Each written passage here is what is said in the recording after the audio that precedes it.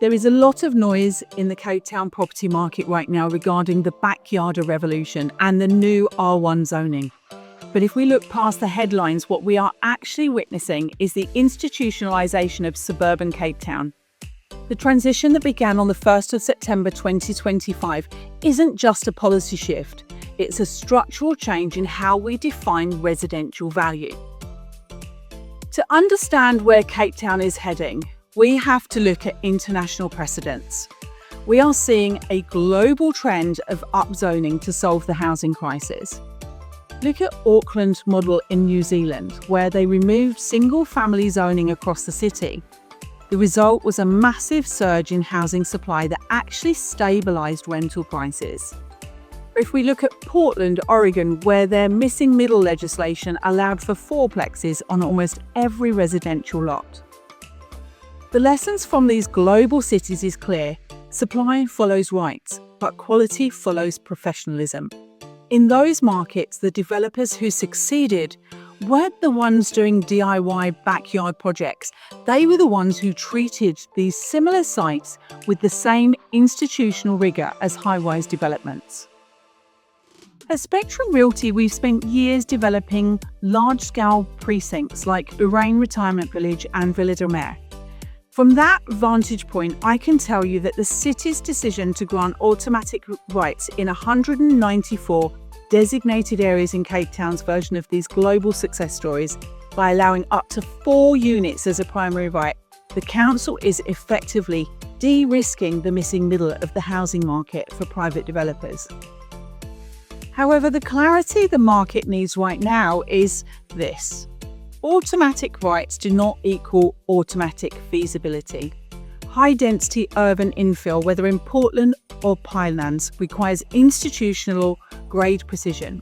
You have to consider the bulk link infrastructure, the shadow impact on neighbouring equity, and the long-term management of high-density nodes.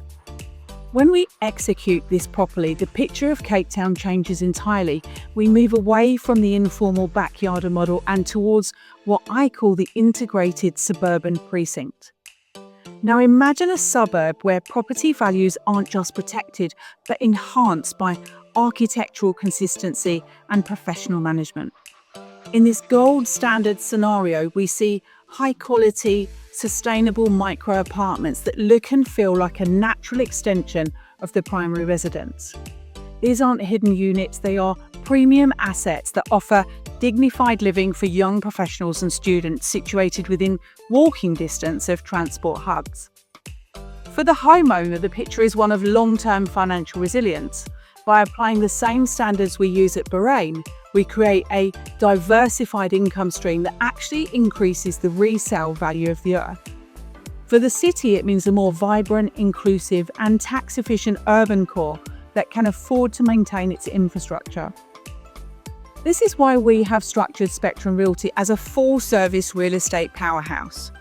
To turn these legislative changes into bankable assets, you need more than a builder. You need a bond broker that understands high-density financing, a professional managing agency that protects the rental yield, and a network of investors who understand the shift from single residential to residential income portfolios. My advice to landowners and investors is to stop looking at these units as backyard flats and start looking at them as professionalised urban assets. The market is maturing and the days of informal, unmanaged density are numbered. The future of Cape Town belongs to those who apply the same rigorous standards to a 4-unit urban build as we do to a multi-million rand retirement estate. If you want to move beyond the guesswork and look at the real data driving these urban shifts, let's start a conversation. At Spectrum Realty, we provide the feasibility, the finance and the management that the current market demands.